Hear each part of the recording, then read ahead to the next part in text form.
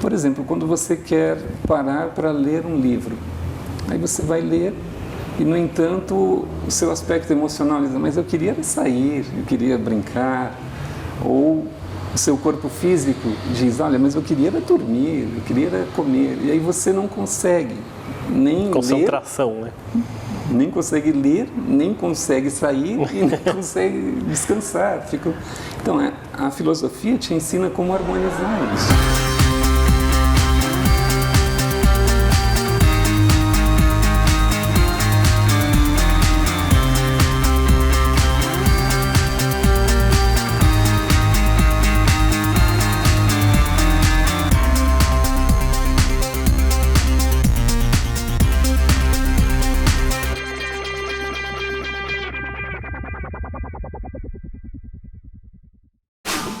O escritor e filósofo Gerson Miranda é o entrevistado de hoje do programa Gente em Destaque da TV Câmara Jacareí. A nossa conversa foi gravada na Biblioteca Municipal Macedo Soares, bem no centro da cidade. Prestes a completar 50 anos de idade em 13 de fevereiro do ano que vem, Gerson é um dos membros da Escola de Filosofia Nova Acrópole, que já há alguns anos oferece cursos, palestras e aulas voltadas ao pensamento, aos textos de mestres dessa arte.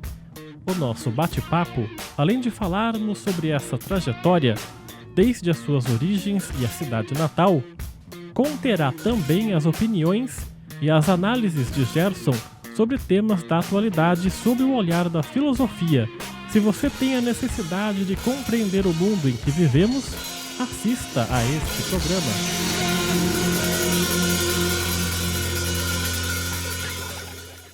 Bom, Gerson, eu quero agradecer a sua presença aqui no nosso programa, no Gente em Destaque, né? Eu queria perguntar como é que foi primeiro a sua infância, se ela já teve alguma coisa com os livros ou foi só depois? Primeiramente, eu quero também agradecer a oportunidade, agradecer a TV Câmara, agradecer a você, Rodrigo, e agradecer também a todo esse público que nós temos como espectadores e fazer chegar todo esse conteúdo para o jacareense, para o cidadão do Vale do Paraíba. É muito importante estar aqui. E sim, na minha infância, eu tive contato com os livros, com toda essa magia, esse mundo encantador. Tive muita sorte de ter familiares que gostavam da leitura. Minha mãe, principalmente, ela tinha um gosto não só pela leitura, mas também escrevia. Gostava muito de escrever poesias, contar histórias. A minha avó também, da mesma maneira. Então, foi me introduzindo nesse ambiente lúdico, mágico da infância. E desde aí, eu comecei a gostar dessa arte literária, da arte poética, e foi iniciando por aí uma inspiração muito grande. Agradeço muito a esses familiares. A sua família é de Jacareí? De qual cidade que eles são?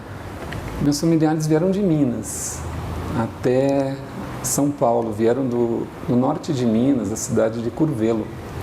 E mudaram para São Paulo.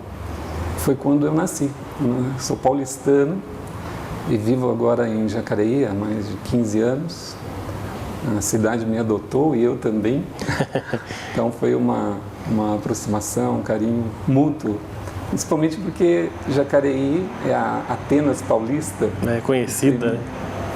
Como Atenas paulista, tem esse carinho pela cultura, pela arte e pela filosofia, que é uma paixão. E na sua infância, você falou que a sua mãe, uma contadora de histórias, escrevia. Com isso você foi tendo essas influências, todo esse aprendizado. Como é que você começou a se relacionar com a literatura? Foi exatamente por aí, Rodrigo. A minha mãe, ela contando essas histórias, escrevendo, ela gostava muito daquelas cantigas de roda. Na verdade, no tempo dela, era a única brincadeira, ou a mais interessante, aqueles jogos onde envolvia todo esse trabalho com a imaginação, muito, muito interessante. E a partir daí eu tomei gosto pela leitura e também na escola eu sempre gostei de ter contato com os livros, de pesquisar, de investigar. Eu gostava desse ambiente, como aqui, um ambiente de biblioteca, de silêncio, onde você pode aprender coisas e depois expressar isso. Foi por aí, inclusive, que eu comecei a escrever também, recebendo essa inspiração desde a infância. Naturalmente, o gosto por escrever também começou bem cedo. E a gente pode dizer, então, que você foi um aluno tipo nerd, que a pessoa fala hoje, não? O termo nerd que se usa hoje demonstra, às vezes, um excesso. Não, da minha parte, eu tinha, sim, como tenho ainda, o gosto pela leitura e tudo, mas foi uma infância maravilhosa, de muito tempo na rua, né? A gente morava na zona sul de São Paulo e era um ambiente que ainda não estava tão urbanizado. Era um bairro afastado do centro. Anos 70, é isso aí? Isso foi anos 80. 80? Anos 80, 77, 80, a gente estava por ali. E era um ambiente onde você tinha espaço para aqueles jogos, para soltar pipa, para jogar bola, fazer... Ainda tinha? Tinha bastante. A gente tinha um espaço bem legal para poder brincar na rua e as crianças se reuniam. Então havia tempo para tudo. Para os jogos, a gente saía de manhã brincando.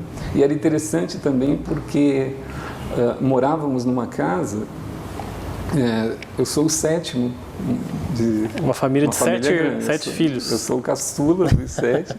E na casa de baixo moravam os meus primos, que eram 8. Nossa, então era comum naquele tempo as famílias terem famílias assim grandes, muitos filhos. E a gente montava o time e jogava. Nossa. E brincava, e somando aí as crianças da rua, era realmente... Tinha os jogos... Tanto aqueles que você faz durante a tarde, tinha aqueles jogos noturnos que você fazia, o esconde-esconde, enfim. Quer dizer, foi uma infância maravilhosa. Você não foi mesmo se dedicando aos livros desde pequeno, você não foi uma criança solitária, sozinha, não foi o caso? De forma nenhuma. Até porque sua família... Minha família mesmo já era uma família grande e sempre fomos muito amigos. E com toda essa criançada na rua, eu costumo dizer que as coisas a gente precisa fazer com intensidade, não é tanta quantidade do tempo que você aplica para estudar ou a quantidade do tempo que você aplica para brincar, mas quando estiver ali, fazer com vontade, estar presente, como se diz, de corpo e alma nas coisas. Então, quando eu ia estudar, ia dessa forma. E também, quando eu ia brincar, mesmo igual. Né? É muito interessante, porque os jogos eram sempre em grupo. E a gente tinha aquele gosto por partilhar, por brincar junto com os demais. E os jogos necessitavam disso. A participação, a gente jogava bola, e todo aquele...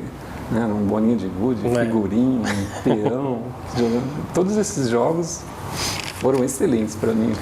E por você ter frequentado uma família numerosa e você ter sido caçula, de 7 filhos, eu imagino que quando você nasceu a sua mãe era um pouquinho mais velha. Sim. Tinha já uma certa idade. Sim, já devia estar aí com uns 55, 60. Quando você nasceu?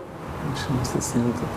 E como é que... Meus filhos nasciam a cada 2 anos, 1 ano e meio, 2 anos, na minha casa era a cada 2 anos. E como é que foi essa educação dada por uma mulher mais velha, numa casa numerosa? Como é que foi? Que tipo de educação vocês tiveram ali?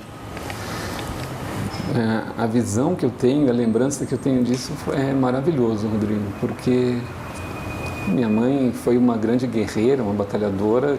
Meu pai faleceu, eu ainda tinha 9 para 10 anos, e ela assumiu toda essa condução da família de forma magistral. Uma dedicação, um carinho muito grande. Ela trabalhava, inclusive, fora e cuidava da gente. Como eu era o caçula, eu tinha também os irmãos mais velhos que assumiram essa postura, do arrimo de família. Então eu tenho nos meus irmãos assim exemplos maravilhosos. Da minha parte, sendo o caçula, eu fui muito privilegiado. Paparicado muito também, não? Bem cuidado, até certo ponto. Mas, sobretudo, com esses exemplos, a gente aprendeu logo a fazer as coisas de forma correta e tive realmente uma família, e tenho uma família que me serve de exemplo e uma boa memória desse tempo. E porque o pessoal diz que quando a mãe tem o filho muito mais velha, ela com uma certa idade, foi o que você disse, os filhos mais velhos acabam criando você como se eles fossem os pais, e a sua mãe acabaria criando você como se ela fosse uma avó, espécie de uma avó, ou não foi bem assim? Bom, como a minha avó, que era mãe dela, também morava próximo e até chegou a morar mesmo junto conosco, que também era uma pessoa maravilhosa, eu não tive essa impressão. Estava bem claro para mim. Era uma coisa bem rígida, cobrava nota de escola, essas coisas assim? Não precisava cobrar muito, porque eu já tinha um gosto por isso, mas nem todos os irmãos eram assim, então. A gente tem os primos, mas da minha parte eu tinha já esse gosto e não tive dificuldade nas atividades da escola, sempre me dediquei e conseguia me desenvolver bem na escola, não tinha essa preocupação. Minha mãe comigo, ela, nesse aspecto, agora eu não tive essa impressão dela como uma avó, mas como ao mesmo tempo mãe e pai. Isso sim. Porque ela tomou a conta ali depois que seu pai morreu, né? Isso, e assumiu de forma assim magistral, deixou uma educação muito boa. E a minha avó, da mesma maneira, muito alegre, contadora de histórias. Puxa, eu tive um grande privilegiado. Um privilégio, realmente. E também o privilégio de ter dado atenção. Porque hoje eu vejo crianças que têm os avós, mas não dedicam algum tempo para conviver, para aprender. Não tem tanta... Porque na sua época não existia celular ainda, né? Pois é, o celular ainda não. Os jogos a gente realizava em conjunto e tinha um tempinho também para ouvir. Pois é. Essa convivência, eu acredito, era bem mais próxima, bem mais humana. Essas modernidades, entre aspas, celular, computador, você acha que acabou estragando um pouco esse tipo de relacionamento mais físico? Eu acredito que todo instrumento, toda ferramenta, quando ela é bem aplicada, ela traz resultados positivos. Eu não tenho nada contrário a toda essa evolução da comunicação. Aliás, acho importantíssimo. Nós mesmos, através da comunicação, muitas vezes consigo contato com outras pessoas de outros países, a gente faz videoconferências e trabalha de uma forma que seria inviável. A questão é dar a cada coisa um tempo justo e saber conciliar as coisas. Quando isso começa a interferir na sua convivência, afasta do relacionamento. Por exemplo, hoje você tem uma criança, às vezes duas na mesma casa, e elas conversam, mas pelo aparelho. Não só crianças, jovens, e uma manda o recado para outra ou para a mãe. E se o aparelho de algum deles danifica, o outro não empresta. Você não consegue partilhar o jogo. É uma coisa muito individualizada. Então começa a separar ao invés de aproximar. Isso já é um pouco complicado. Vamos falar da filosofia agora. Como é que começa esse seu gosto pela filosofia, por querer estudar esses pensadores? Com esse gosto pelo livro, pela leitura, a gente acaba adquirindo um gosto também pela reflexão. E quer saber coisas, quer também participar desse mundo das ideias. E é aí que entra justamente a filosofia, como aquela disciplina, aquela cátedra que te ensina a utilizar a sua própria forma de chegar à sua própria forma de pensar e refletir sobre as coisas. E quando eu pensava em filósofo, um nome que vinha à minha mente era de Sócrates. E foi com Sócrates que eu, através dos livros, que na verdade são livros de Platão, nos diálogos dele, narra toda a vida de Sócrates. E foi ali que eu dei os primeiros passos em busca desse universo que a filosofia proporciona, onde você começa a encontrar um mundo do qual você participa de uma maneira mais ampla, mais conectado com o todo e passa a ter a sua impressão sobre o mundo. Foi na adolescência que foi esse começo? Na minha adolescência já. E eu, como eu disse, essa relação, esse contato com a filosofia e com Sócrates era como um companheiro, era como um amigo com quem eu dialogava nos livros.